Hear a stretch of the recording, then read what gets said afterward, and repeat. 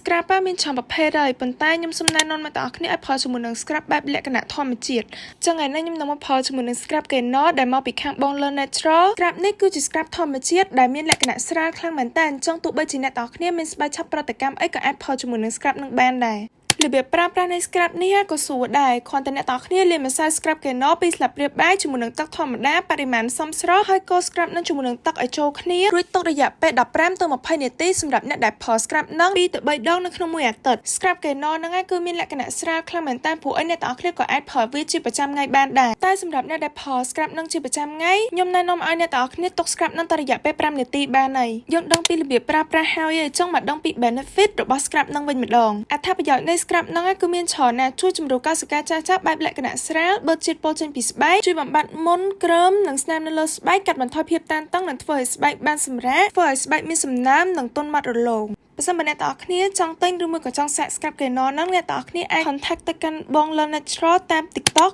Facebook page ហើយនិង Instagram របស់គាត់បានសំខាន់តើនៅលើគាត់មាន promotion 50% off ទៀតចង់ចាំការទៀតទៅសាកផល scrap បែបធម្មជាតិនឹងទាំងអស់គ្នា